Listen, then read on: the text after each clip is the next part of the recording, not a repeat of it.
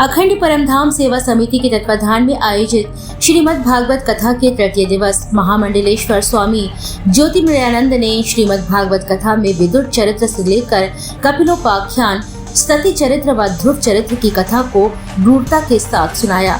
अपने ब्रह्मा जी की आज्ञा का पालन करने वाले महर्षि कर्दम की कथा सुनाते हुए कहा कि पिता की आज्ञा माना पुत्र का परम कर्तव्य होता है।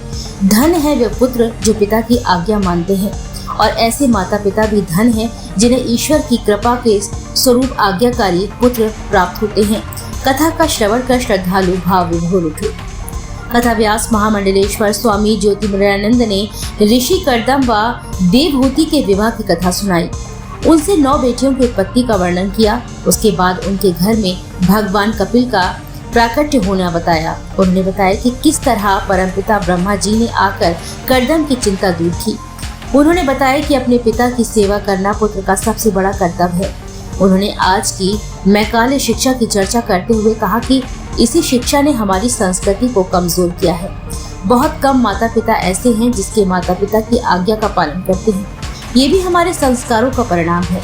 हम टीवी तो देखते रहे, पर मंदिर के लिए हमने कभी उन्हें प्रेरित नहीं किया।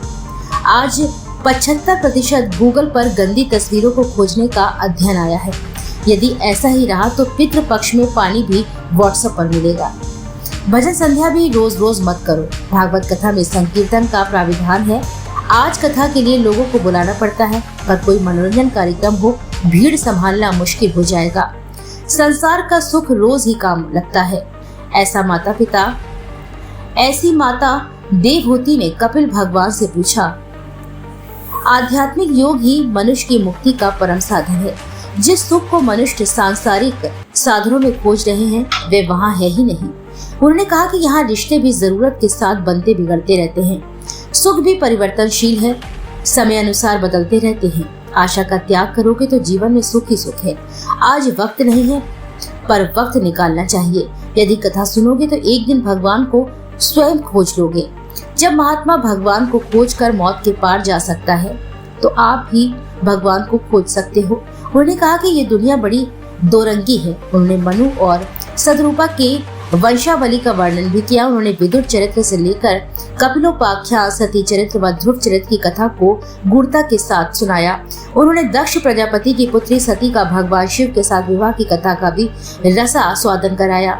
श्री स्वामी जी ने दक्ष के द्वारा भगवान शंकर का तिरस्कार व श्राप का वर्णन भी किया, लेकिन भगवान मुस्कुराते रहे। उन्होंने कहा कि सहनशीलता भगवान शंकर से सीखें। दक्ष प्रजापति की कथा से यह संदेश मिलता है कि ससुर को अपने दामाद का अपमान नहीं करना चाहिए, और सती की कथा अपने पति की आज्ञा का अनुसरण करना सिखाती है। इस अवसर पर आयोजन समिति के अध्यक्ष अनूप अग्रवाल, महामंत्री पुनीत अग्रवाल, श्रीमती ममता अग्रवाल, सुरेश गुप्ता, भरत भट्टा, डॉक्टर राजकुमार व्यास, श्रीमती उमा व्यास, आरती सोनी, मधु गुप्ता, माधुरी, ओम प्रकाश शर्मा, परीक्षित, राम नारायण शर्मा, इंदु अरोरा, अवधेश पाठक, अरुण अग्रवाल, विनोद भट्टा आदि उपस्थित रहे। जल के ऊपर लाकर स्थापित की, तब से हिरण्यकश्यप को अपने भाई की हत्या का कारण भगवान नारायण को मानते। तब से हिरण्यकश्यप के मन में भगवान नारायण के प्रति वैर पैदा हुआ। और इतने नहीं, भगवान नारायण को मारने के लिए हिरण्यकश्यप ने बड़ा भारी तप किया।